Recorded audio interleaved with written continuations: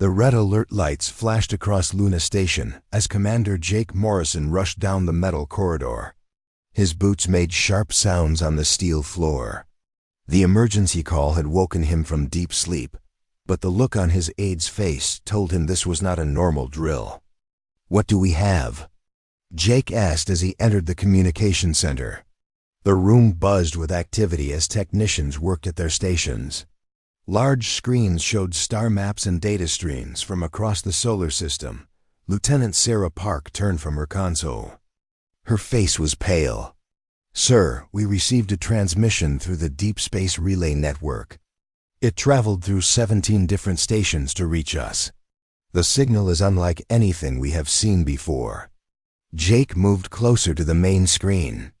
Strange symbols and sounds filled the display.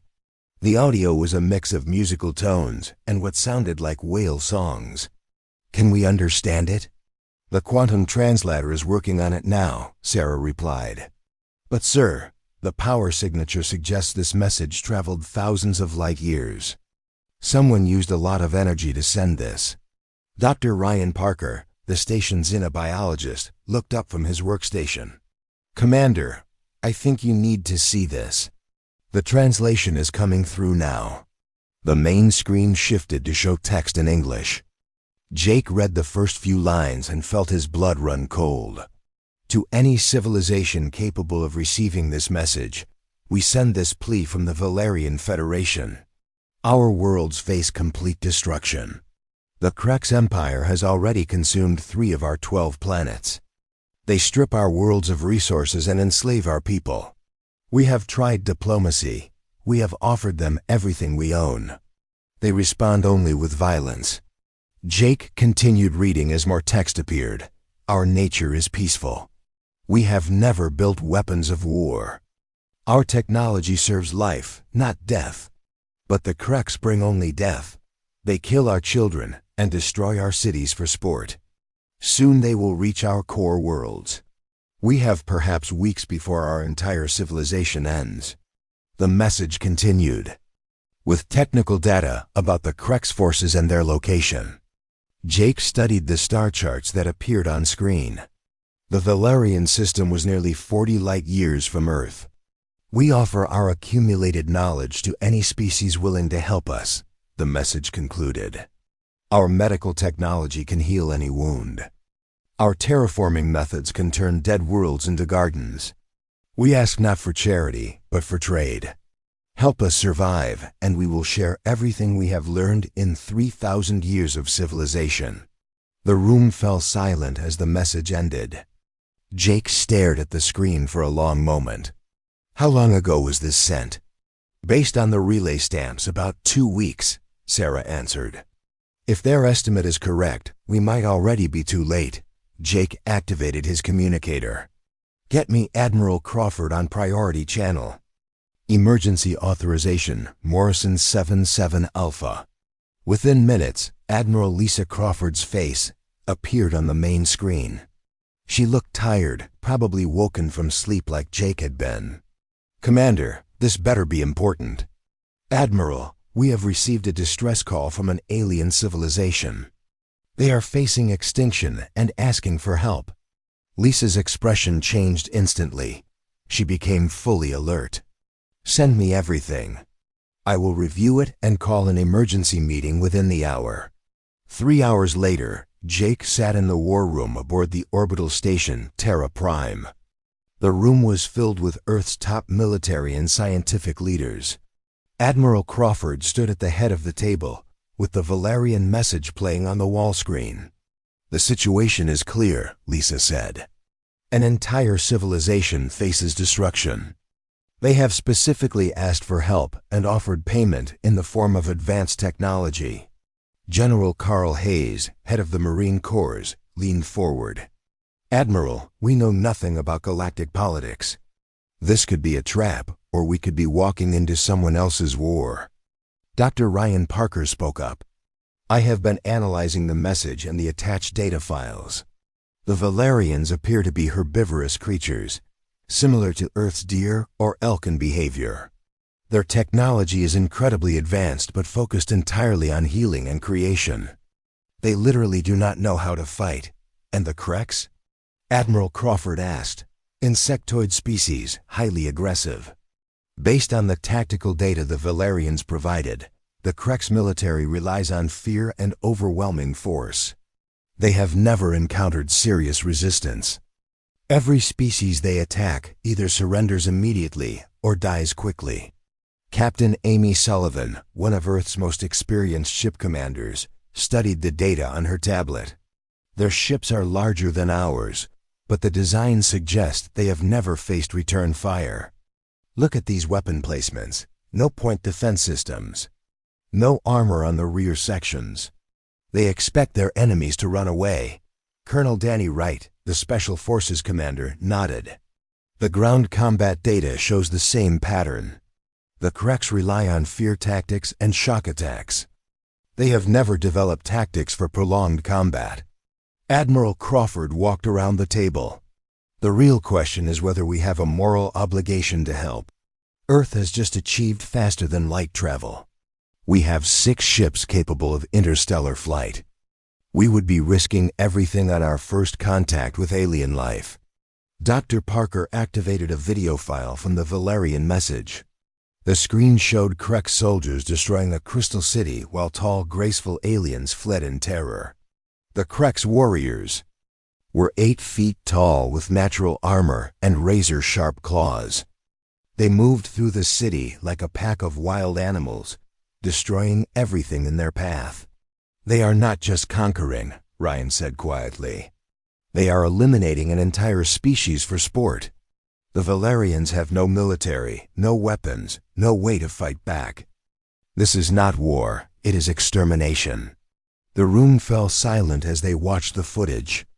Jake saw Admiral Crawford's jaw tighten as Krek soldiers cornered a group of young Valerians and cut them down without mercy.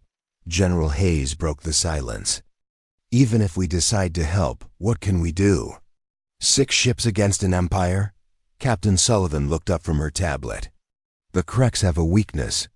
They have never faced an enemy that fights back.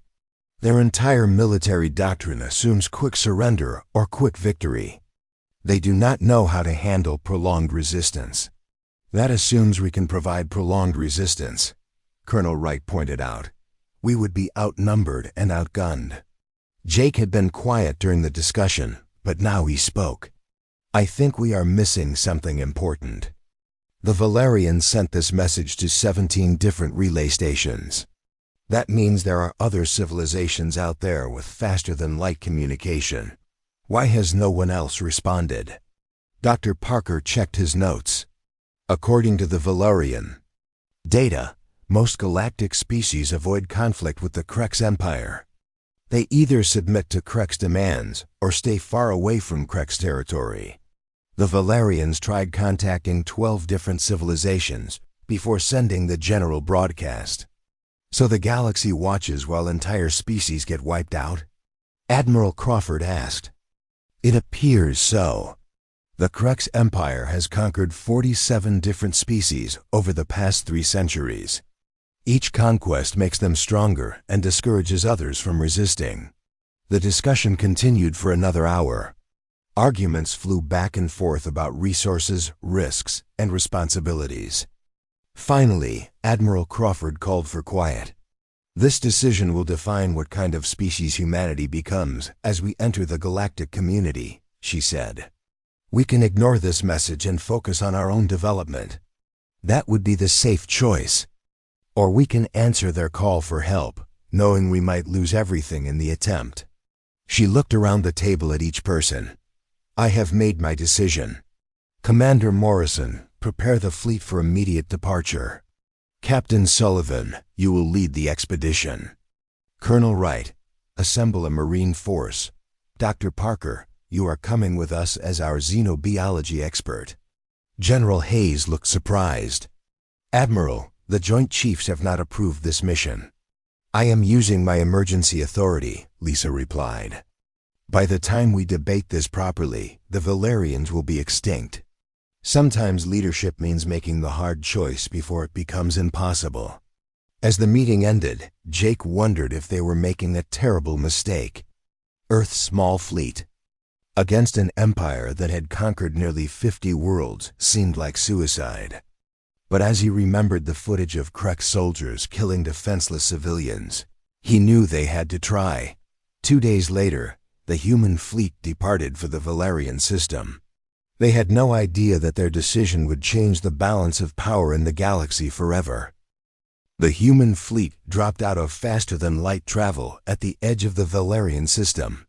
Captain Amy Sullivan stood on the bridge of the SS Defiance, watching the main screen as her sensors officer worked to identify contacts in the system. "Report," Amy said, her voice calm despite the tension she felt. "Multiple contacts detected," Lieutenant Sarah Park announced. "I count 12 planets in the system. 3 show no signs of life. The others have massive energy signatures consistent with advanced civilization." Dr. Ryan Parker looked up from his science station. "Captain, I am detecting harmonic communications across multiple frequencies. This matches the Valerian communication patterns from their distress message." Amy nodded. "Open a channel using the translation protocols Dr. Parker prepared. Let them know we are here to help." The main screen flickered and then showed the bridge of an alien vessel. The being that appeared was unlike anything the humans had imagined. It stood nearly 9 feet tall, with a body that seemed to be made of living crystal. Its skin reflected light in beautiful patterns, and when it spoke, the sound was like wind chimes mixed with musical notes. "Welcome, beings from the distant star," the alien said through the translator. "I am Elder Zephyr of the Valerian Federation. Your arrival brings hope to our dying worlds." Amy stepped forward. "I am Captain Amy Sullivan of the Earth vessel Defiance. We received your message and came as quickly as possible. What is your current situation?" The crystal being's light patterns shifted to darker colors. "The Kreks have taken 4 of our worlds now. They destroyed the population of Veltara yesterday. We estimate they will reach our core worlds within 10 days. How many ships do they have in your system?" Colonel Danny Wright asked from his position at the tactical station. "Ships?" Elder Zephyr seemed confused. "The Kreks bring many vessels, but we do not understand military terminology. We are a peaceful people. We have never studied warfare." Dr. Parker moved to the communication station. "Elder Zephyr, we would like to come aboard your vessel to discuss the situation in detail. We need to understand Krek's tactics and capabilities. Of course, you are most welcome. Please, dock with our Harmony vessel. It is the large crystal structure. To your port side." Amy looked at the tactical display. The Valerian ship was enormous, nearly 3 times the size of the Defiance. But the sensors showed no weapons, no shields, no defensive systems at all. It was like a floating city made of crystal and light. An hour later, Amy and her senior staff walked through the corridors of the Valerian ship. The walls glowed with soft light, and the air smelled like flowers. Everything was curved and organic, designed for beauty rather than function. They passed Valerian civilians who watched them with curiosity but no fear. Elder Zephyr met them in what appeared to be a council chamber. The room was filled with other Valerians, their crystal bodies creating a rainbow of colors as they communicated through harmonic tones. "Please sit," Zephyr said, gesturing to chairs that seemed to grow from the floor. "Tell us about your world. We had hoped someone would answer our call, but we did not expect beings who traveled so far to help strangers." Amy sat carefully in the living chair. "Earth is 40 light years from here. We developed faster than light travel only recently. Your message was our first contact with alien life." The Valerians made sounds of amazement. Dr. Parker leaned forward. "Elder Zephyr, we need to understand the Krek's military capabilities." "How many ships do they typically use in an attack?" "The last assault on Velmora involved 37 vessels," Zephyr replied. "Each ship carries perhaps 500 warriors. They land on our worlds and begin destroying everything they find. Our people flee to the evacuation centers, But the Kreks always find them. Colonel Wright looked troubled. Do you have any defensive capabilities at all? Planetary shields, weapon platforms, anything? We have healing centers and growth chambers. Zephyr said proudly. Our technology can regrow lost limbs and cure any disease. We can terraform a dead world in 50 years. But we have never built devices designed to harm others. What about your ships? Amy asked.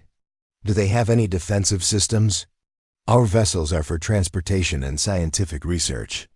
They are designed to be beautiful and efficient, not for conflict.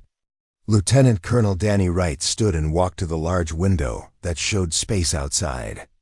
Elder Zephyr, I need you to understand something. The Kreks are not just taking your resources. They are trying to eliminate your entire species. You cannot negotiate with them or appeal to their mercy. They have to be stopped by force.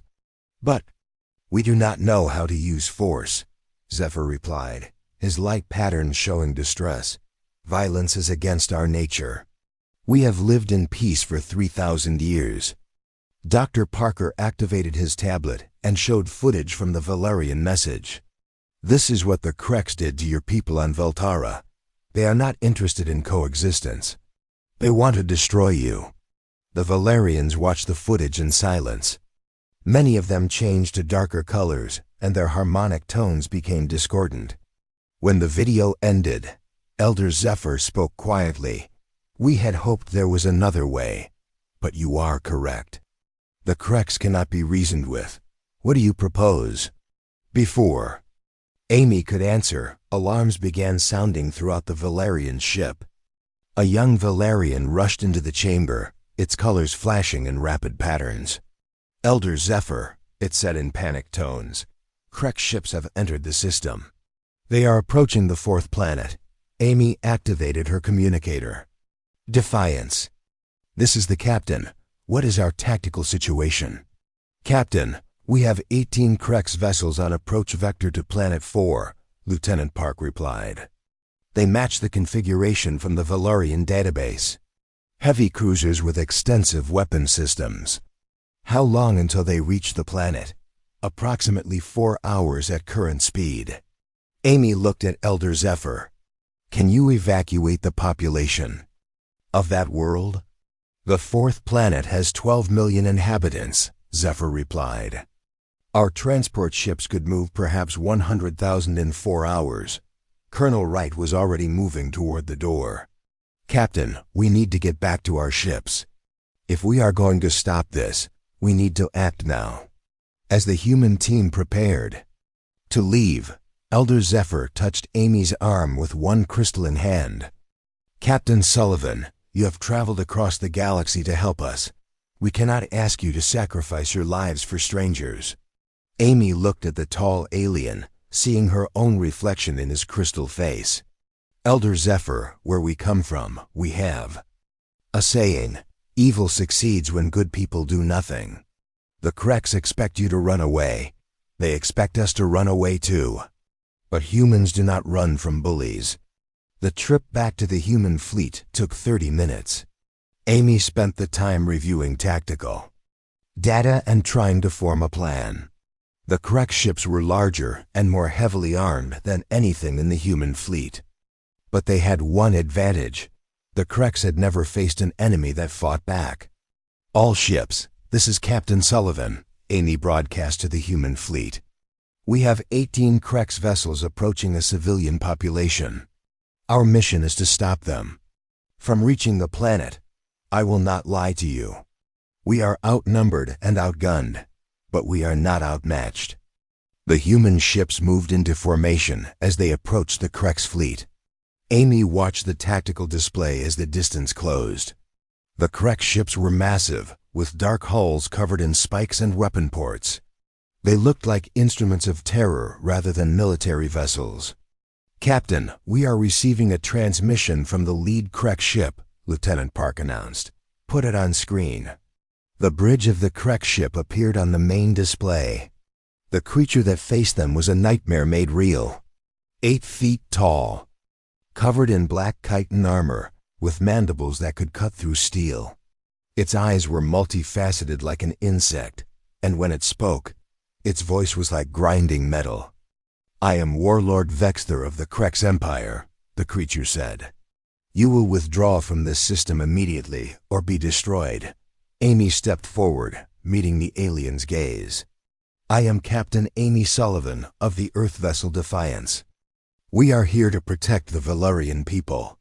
You will turn around and leave this system." The Krex warlord made a sound that might have been laughter. "Another weak species comes to die with the Crystal Singers. Your ships are pathetic. Your weapons are toys. Surrender now and we will make your death quick." "Counteroffer," Amy replied. "Leave now and we will let you live." The transmission ended abruptly. On the tactical display, Amy watched as the Krex ships changed formation and began accelerating toward the human fleet.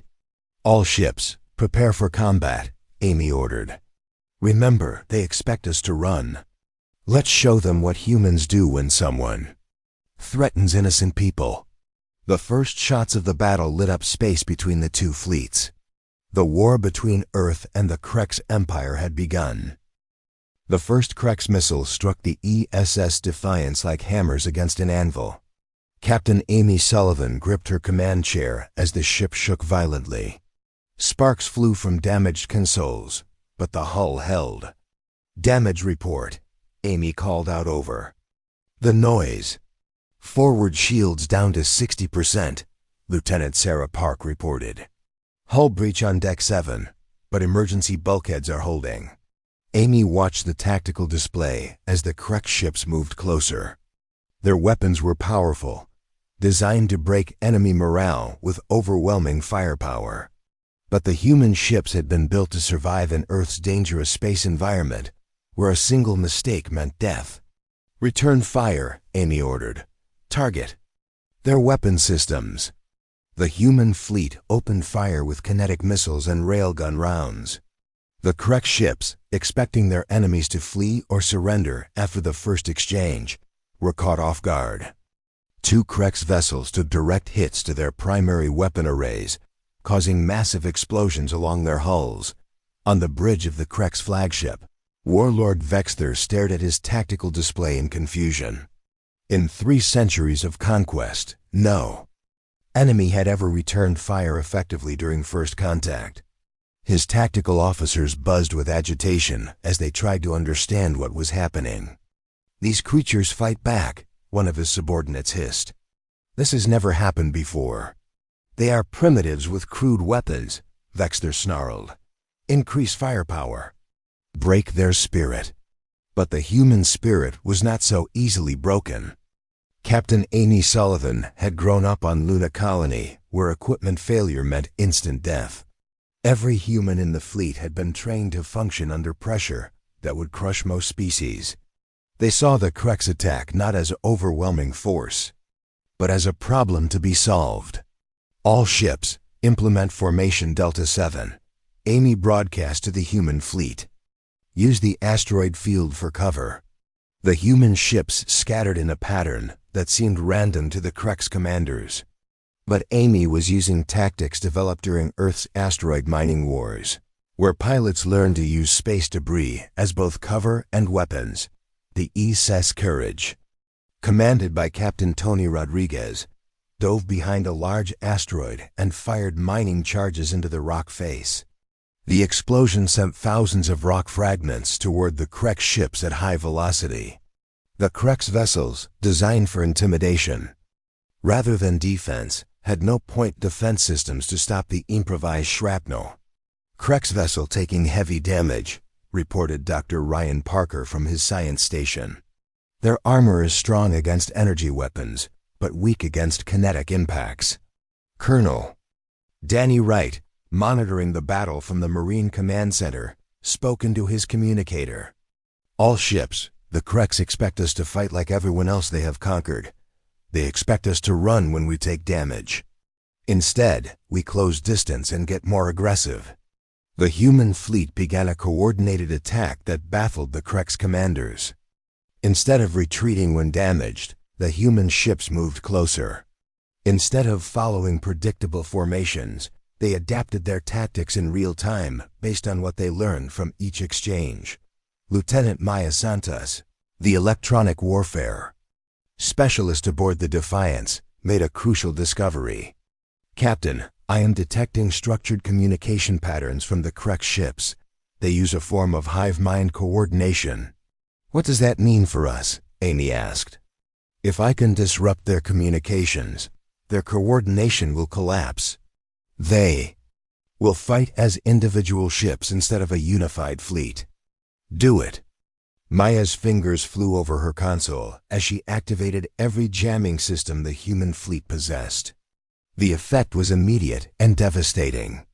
The Krex ships, suddenly cut off from their collective consciousness, began firing at random targets and colliding with each other as they lost formation discipline. The battle turned into a rout as the human ships pressed their advantage. The Defiance, despite taking heavy damage, closed to point-blank range. With the Krex flagship, Captain Sullivan looked directly at Warlord Vexter through the view screen as her ship's railguns tore through his vessel's hull. "This is impossible," Vexter growled as his ship's systems failed around him. "You are a primitive species. Your weapons are inferior." "Our weapons might be smaller," Amy replied, "but we know how to use them, and we do not give up." The Krex warlord's ship exploded in a brilliant flash of light. The remaining Krex vessels, their command structure destroyed and their communications jammed, fled the system in complete disorder. The human fleet regrouped near the Valerian ships. Damage reports showed that every human vessel had taken hits, but none had been destroyed. The crew casualties were surprisingly light, thanks to the redundant safety systems that all Earthships carried. Elder Zephyr's voice came over the communication. "System, Captain Sullivan, we witnessed your battle. We did not know such courage was possible. You faced a superior force and emerged victorious." Amy sat back in her damaged command chair. "Elder Zephyr, this is just the beginning. The Krex Empire will send more ships when they learn what happened here. We need to prepare your people for a long war." Over the next several days, the human fleet worked with the Valerians to assess the situation. Dr. Ryan Parker spent hours studying Krex tactical data and behavioral patterns. What he discovered worried him greatly. "Captain, the Krex Empire has never faced prolonged resistance," Ryan reported during a staff meeting. "Their entire military doctrine is based on quick victory through overwhelming force. When that fails, they do not know how to adapt." "That should be good news for us," Colonel Wright said. "It would be, except they will likely respond by sending even more ships. The Krex cannot afford to let word spread that they can be defeated. If other species learn that the Krex can be beaten, their entire empire could collapse." Major Kate Phillips, the intelligence officer, looked up from her data pad. "According to the Valerian historical records, the Krex have conquered 47 different species.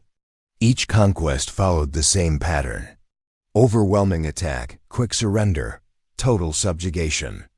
They have never had to develop tactics for extended warfare."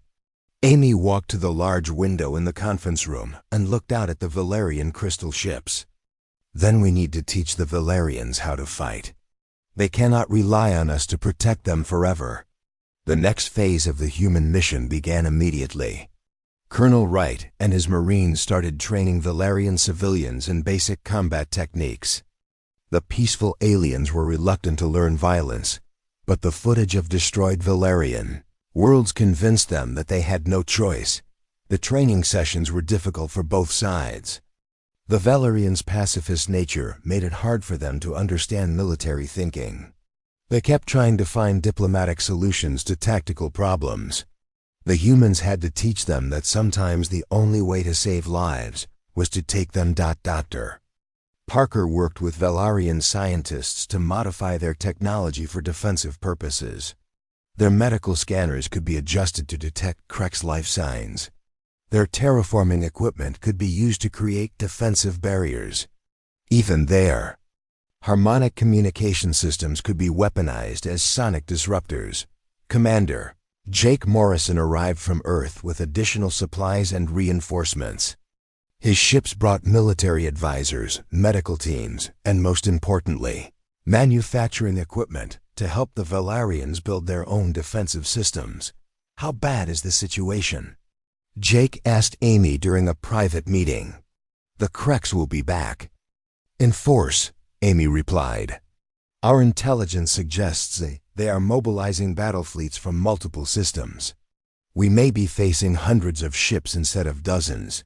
Can the Valarians fight? Amy considered the question carefully. They are learning, but they are still fundamentally peaceful people. It goes against their nature to harm others, even in self-defense. The answer came sooner than expected. A Valarian patrol ship reported contact with a Krek scouting force near the edge of the system. Instead of running, the Valarian crew followed. Their new training and engaged the enemy scouts. The battle was brief but significant. The Valarian ship, equipped with human-designed weapons and tactics, destroyed 2 Krek scout vessels before taking heavy damage itself. But the most important victory was psychological. The Valarians had proven to themselves that they could fight back. Elder Zephyr met with Amy after the battle. His crystal body showed colors that the humans had learned meant determination mixed with sadness. Captain Sullivan, our people have taken their first lives in 3,000 years of civilization. We mourn the necessity, but we understand now that some evils can only be stopped by force. I am sorry we had to teach you that lesson, Amy replied. But the galaxy is not a peaceful place. Sometimes good people have to do hard things to protect the innocent. Word of the Valarian victory spread through underground communication networks across the galaxy. For the first time in centuries, a species had successfully resisted Krek's conquest. Other enslaved worlds began to whisper about rebellion. Trade ships carried rumors of the mysterious humans who had taught the Crystal Singers to fight. The Kreks. Empire's response was swift and brutal. They executed the survivors of the scout fleet and began mobilizing their largest battle fleet in over a century. Emperor Zex Kalar himself decided to lead the assault that would crush this unexpected resistance once and for all. But the Emperor did not understand what he was truly facing. The humans were not just another species to be conquered. The warning came through deep space communication networks faster than any ship could travel. Across 12 Krek systems, massive battle fleets were gathering for the largest military operation in galactic history. Emperor Zex Kalar had ordered every available ship to converge on the Valarian system to crush the human resistance once and for all. Admiral Lisa Crawford stood in the command center of Terra Prime, reading reports from Earth's scattered intelligence networks. The numbers were staggering. Over 3,000 Kreks vessels were moving toward Valarian space, including the Emperor's personal dreadnought, a ship the size of a small moon. How long until they arrive? Lisa asked her aide. Estimates range from 6 to 10 days, depending on which route they take. Lieutenant Commander Ryan Kelly replied, "Ma'am, our entire fleet is barely 20 ships. Even with Valarian support vessels, we cannot match those numbers." Lisa studied the tactical displays showing ship movements across the galaxy. "Send a message to Captain Sullivan. Tell her reinforcements are coming." "What reinforcements, Admiral?" "We sent everything we could spare," Lisa smiled grimly. "We are about to find out what humanity can do when pushed to the edge. Issue a general mobilization order. Every ship, every crew, every Marine, we are going to war." In the Valarian system, Captain Amy Sullivan received Admiral Crawford's message while reviewing defensive preparations with Elder Zephyr. The crystal being's light patterns showed worry as the translation came through. "Captain, your people are sending more ships?" Zephyr asked. "Every ship Earth can spare," Amy replied. "But even our entire space fleet will not be enough to stop 3,000 Kreks vessels." Dr. Ryan Parker looked up from his workstation. Captain, I have been monitoring. Galactic communication networks. Word of our fight with the Krex is spreading. Several species are sending private messages of support. What kind of support? Colonel Danny Wright asked as he entered the command center. The Andromedan Trade Consortium has offered to sell us advanced hull materials through secret channels. The Helix Collective, which is some kind of artificial intelligence network, has been sharing tactical data about Krex ship designs. Even the ethereal wanderers, who nobody has heard from in centuries, sent a cryptic message about the winds of change. Amy felt a spark of hope. Are any of them sending ships? No, Ryan admitted. They are too afraid of Krex retaliation. But they want us to succeed. The next few days passed in frantic preparation. Human engineers worked around the clock to upgrade Valerian ships with human weapons and armor. Colonel Wright's Marines trained Valerian civilians in guerrilla warfare tactics. Major Kate Phillips coordinated intelligence gathering operations. To track the approaching Krex fleet, Lieutenant Maya Santos made a breakthrough in her electronic warfare research. Captain, I think I have found a way to turn the Krex communication system against them. If I can get close enough to their command ship, I can send false orders through their network. How close is close enough? Amy asked. I would need to be within a few hundred meters of their flagship. Basically, I would need to board it. Amy and Wright exchanged glances. Maya, that would be a suicide mission. The Emperor's ship will be the most heavily defended vessel in their fleet. Maybe, Maya replied. But if we can turn their own communication system against them, we could break their entire fleet coordination. It might be worth the risk. The conversation was interrupted by an urgent alert from the sensor station. Captain, we have multiple contacts dropping out of faster-than-light travel at the edge of the system. Amy rushed to the tactical display, expecting to see the arrival of the Krex Armada. Instead, she saw something that made her heart race with hope. Dozens of human ships were appearing on the sensors, followed by more and more contacts. Communications, get me the lead ship, Amy ordered. The main screen activated to show the bridge of a converted cargo vessel. A grizzled captain with a merchant Marine uniform looked back at her. Captain Sullivan, this is Captain Joe Martinez of the freighter New Houston. We heard you might need some help out here. Captain Martinez, those are civilian ships, Amy said. This is going to be a military engagement, Joe grinned. Captain, every ship out here volunteered for this mission. We have mining ships with drilling lasers, cargo haulers with reinforced hulls, even a few luxury yachts whose owners wanted to help. We may not be military, but we are human. Over the next hour, Amy watched in amazement as more than 200 human ships arrived in the system. Converted cargo vessels, mining ships, research vessels, even space construction platforms had been hastily equipped with weapons and armor. Each ship carried volunteers who had left their jobs and families to travel 40 light years and fight.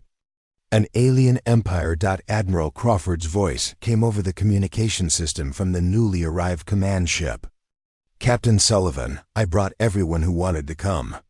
Turns out that was most of the human space fleet. Admiral, these are civilian vessels. Most of these people have never been in combat. Neither had you before last week, Lisa replied. But you figured it out. Humans have a talent for adapting to bad situations. Dr. Parker was monitoring the galactic communication networks when he made an unexpected discovery. Captain, I am detecting ships moving in the Krex border systems. It looks like several enslaved species are launching their own rebellions. Amy moved to his station. What do you mean? The Zeta Draconians just destroyed a Krex garrison fleet. The Silicon Collective has severed all trade agreements with the Empire. Even the normally peaceful Aquarians are mobilizing their defense fleets.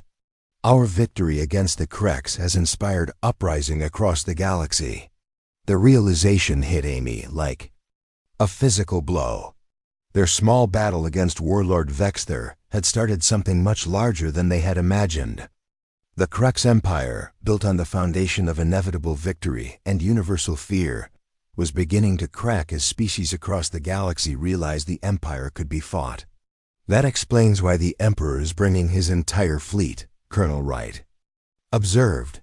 This is not just about conquering one system anymore. If the Crux cannot crush us decisively, their entire empire could collapse. The massive Crux Armada arrived 3 days later. Even the experienced human crews fell silent as the enemy fleet emerged from faster-than-light travel. Ship after ship appeared on the sensors until the tactical display was filled with red contacts. At the center of the formation was the Emperor's flagship, a massive dreadnought that dwarfed every other vessel in the system. All ships, this is Admiral Crawford, Lisa's voice came over the fleet communication channel. I will not lie to you about our situation. We are outnumbered 15 to 1. The enemy has superior firepower and technology. By all logical analysis, we should run away. She paused, and Amy could hear the determination in her voice. But logic does not account for human stubbornness. Logic does not measure the strength that comes from fighting for others. Logic cannot calculate the power of a species that refuses to quit. The communication channel crackled with responses from across the human fleet. Cargo captains, mining engineers, research scientists, and space construction workers all voiced their commitment to the fight. The Crux Empire expects us to surrender when we see their overwhelming force, Admiral Crawford continued. They expect us to beg for mercy like every other species they have conquered. Instead, we are going to show them what happens when you threaten people under human protection. Emperor Zex Kalar's voice boomed across the communication networks, translated into dozens of languages. Primitives of the third planet, you have caused enough trouble. Surrender now, and your deaths will be quick. Continue this resistance, and we will make your species extinct. Admiral Crawford responded immediately. Emperor Zex Kalar, this is Admiral Lisa Crawford of the Earth Defense Fleet. We have a counter-offer. Leave this system now, and we will consider letting you live. The Emperor's laughter was like grinding metal. Your arrogance will be your destruction.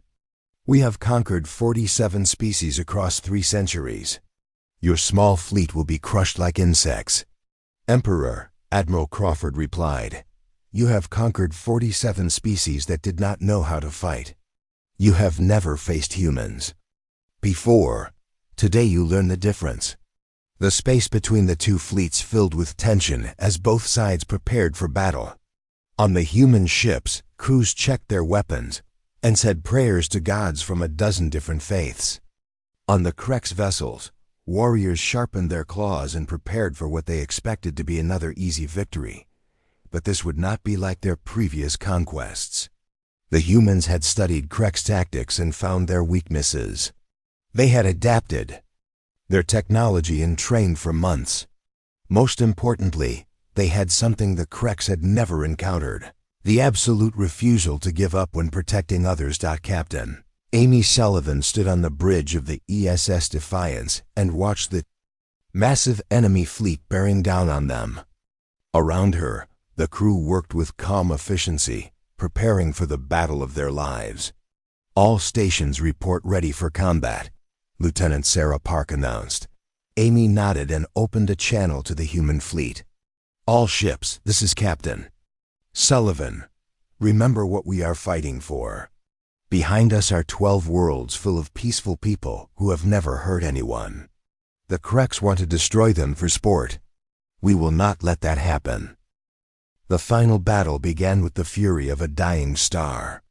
Emperor Zex Kalar's massive dreadnought opened fire with weapons that could crack planets, sending waves of energy toward the human fleet.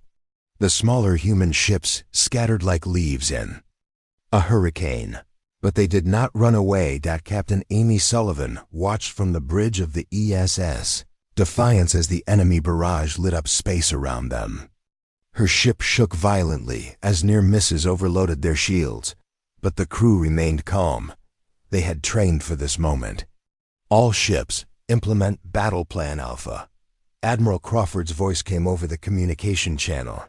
Remember, we do not need to destroy every enemy ship. We just need to break their will to fight. The human fleet split into dozens of small groups, each following different attack patterns. The Krex commanders, expecting a traditional battle with organized formations, found themselves facing chaos. Human ships attacked from unexpected angles, used asteroids as cover, and coordinated strikes with a precision that seemed impossible given their scattered positions. Captain Joe Martinez, commanding the converted freighter New Houston, led a group of cargo ships in a suicide run against a Krex battle group. His ships took terrible damage, but their mining lasers and improvised weapons tore through Krex hulls that had never faced such determined resistance. "This is Martinez to all ships." Joe's voice crackled over the radio as his ship burned around. These bugs do not know how to handle crazy. Give them more crazy than they can handle." On the Emperor's flagship, Zex Kalar watched his tactical displays with growing fury. His forces held every advantage, but the battle was not going according to plan. Human ships that should have been destroyed continued fighting with damaged hulls and failing systems. Crews that should have surrendered after taking casualties instead fought harder. How is this possible? The Emperor demanded of his tactical officers.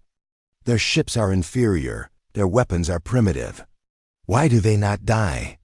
"My lord," one of his subordinates buzzed nervously, "these humans do not fight like any species we have encountered. When we damage their ships, they become more aggressive. When we kill their crew members, the survivors fight with greater fury." Lieutenant Maya Santos, aboard a small human assault ship, executed the most dangerous part of the battle plan. While the main fleet kept the Krex forces busy, she and a team of Marines approached the Emperor's dreadnought in a ship designed to look like space debris. "Maya, this is insane." Colonel Danny Wright's voice came through her earpiece. "That ship has enough firepower to destroy our entire fleet." "That is exactly why we need to take it out," Maya replied, checking her electronic warfare equipment. "If I can get aboard and access their communication system, I can turn their own coordination against them." The small assault ship docked with the dreadnought's hull using magnetic clamps. Maya and her team cut through the armor plating with industrial cutting tools and entered the massive alien vessel. The corridors were dark and filled with the sound of chittering. Krex warriors preparing for battle. Maya moved through the ship with deadly purpose. Her team eliminated Krex guards with weapons designed for close-quarters combat, something the Empire's warriors had never experienced. The Krex were used to overwhelming their enemies with superior numbers and firepower, not individual fighting skills. Back in the main battle, Captain Amy Sullivan found herself facing 3 Krex heavy cruisers that had surrounded the ESS Defiance. Her ship was heavily damaged, with hull breaches on multiple decks and most of her weapons offline. "Captain, we have lost main engines," Lieutenant Sarah Park reported. "Life support is failing on decks 4 through 7. Amy looked at her tactical display. The Krex ships were closing in for the kill, expecting her to surrender. Instead, she activated the ship's emergency protocols. "All hands, prepare for ramming speed," Amy announced over the ship's communication system. "We are going to show these bugs what humans do when they are cornered."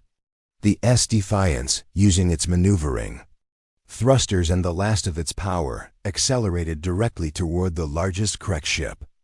The alien crew, unable to believe that anyone would sacrifice their ship in such a manner, hesitated just long enough for the human vessel to strike their engine section.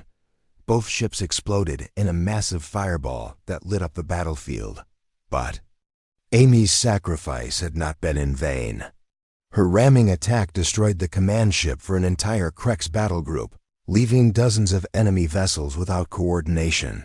The pattern repeated across the battlefield, as human crews made impossible choices that no other species would consider. Cargo ship captains rammed enemy vessels rather than allow them to escape. Fighter pilots with damaged ships flew directly into Krek's weapon emplacements. Marines with limited ammunition charged superior numbers rather than retreat. Emperor Zex Kalar watched his fleet slowly disintegrate despite their overwhelming numerical advantage. For the first time in his long life, he felt something he had never experienced before: fear. "My lord," his tactical officer reported, "we have lost contact with battle groups 7, 12, and 15.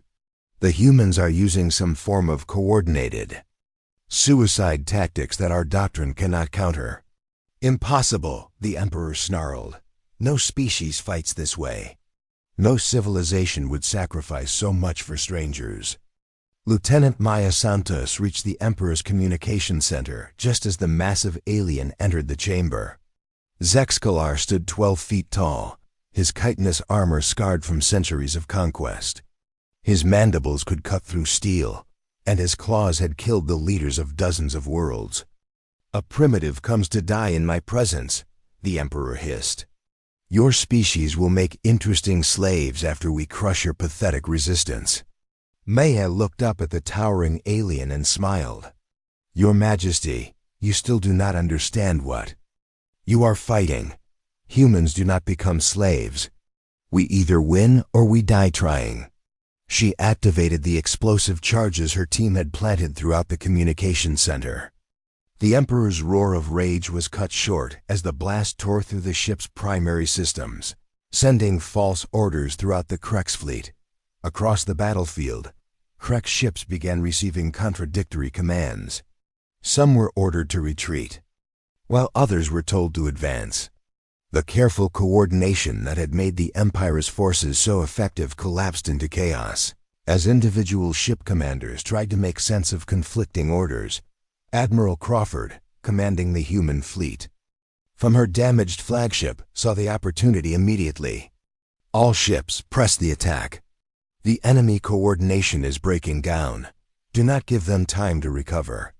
The remaining human vessels, many barely functioning, launched a final coordinated assault on the confused Krek's fleet. Ships that had been outgunned and outnumbered suddenly found themselves facing disorganized enemies who were firing at each other as often as at the humans. The psychological break in the Kreks forces accelerated as word spread that Emperor Zexkalar had been killed. The empire that had conquered 47 species had never faced the death of their absolute ruler. Without his iron will holding them together, the various Kreks factions began fighting among themselves. Dr. Ryan Parker, monitoring the battle from a Valerian medical ship, watched in amazement as the tide of battle shifted. "Admiral Crawford, the Krek's fleet is in full retreat. They are abandoning their damaged ships and fleeing the system." The victory was complete but costly. Of the 200 human ships that had entered the battle, fewer than 50 remained functional. Thousands of brave men and women had given their lives to protect people they had never met. Elder Zephyr's voice came over the communication networks as Valerian ships moved to rescue human survivors. "People of Earth, our debt to you can never be repaid. You came from across the galaxy to save strangers, and in doing so, you have freed countless worlds from Krek's tyranny." In the days that followed, the news of humanity's victory spread across the galaxy faster than any ship could travel. Species that had lived under Krek's domination for centuries began declaring their independence. The empire that had seemed invincible crumbled as world after world rose in rebellion. Admiral Crawford, her uniform torn and her face marked by exhaustion, stood in the ruins of her command center and composed a message to Earth. "Mission accomplished. The Valerian Federation is safe. The Krek's empire is broken. But more importantly, the galaxy now knows that tyranny can be defeated when good people are willing to fight for others." Commander Jake Morrison, promoted to Admiral after the battle, began establishing the Interstellar Defense Alliance with representatives from 12 former Krek slave worlds. The organization's charter was simple: No species would face extinction alone while humans drew breath. The Valerians shared their advanced medical technology with Earth, allowing human doctors to heal wounds that had previously been fatal. Other species contributed their own knowledge and resources, creating a network of mutual support that spanned the galaxy. Captain Amy Sullivan was posthumously awarded the Galactic Medal of Honor, the first human to receive the decoration that had previously been given only to members of ancient peaceful civilizations. Her sacrifice had become a symbol of human courage that inspired resistance movements on dozens of worlds.